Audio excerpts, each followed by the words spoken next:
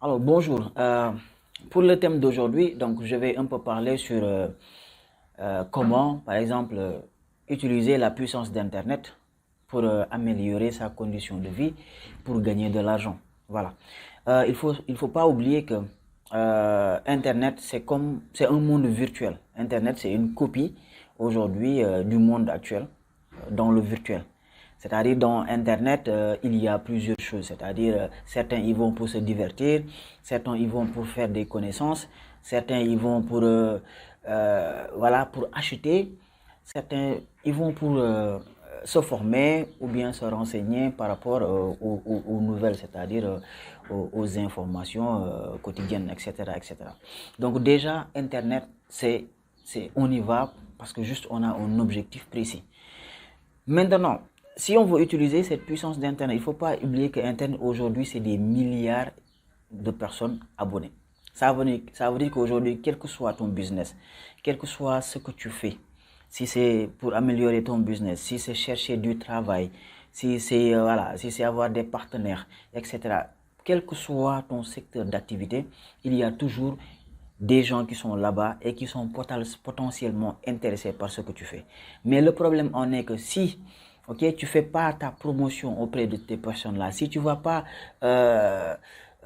booster ou bien améliorer ta visibilité, faire comprendre aux gens que tu existes, ces mêmes personnes dont je fais allusion ne comprendront jamais ou bien ne connaîtront jamais ton existence.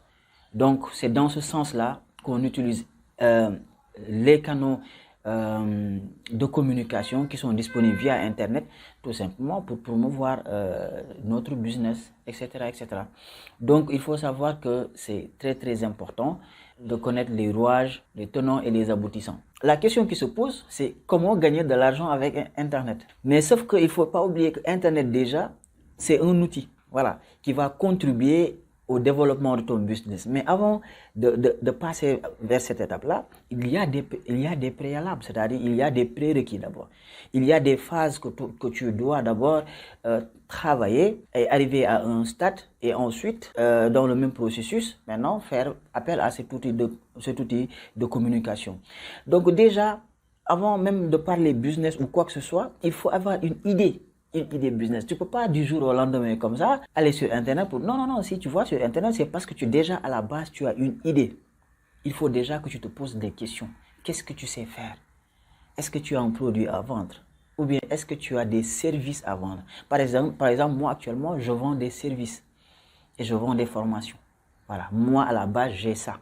Donc déjà, la formation, l'outil de base, voilà, pour retourner à la base, c'est la formation. Il faut d'abord que tu aies une formation. Il faut que tu saches faire quelque chose. Voilà, maintenant, une fois que tu as fini de régler ce problème-là, maintenant, travaille sur ça. Si c'est un produit, cherche les produits, regarde sur le marché. Est-ce que c'est des produits viables? Est-ce que c'est quelque chose dont les gens ont réellement besoin?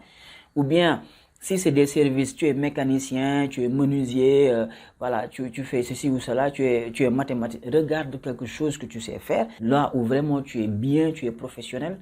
Ça peut être des produits de transformation, transformation locale, avec les jus locaux, etc.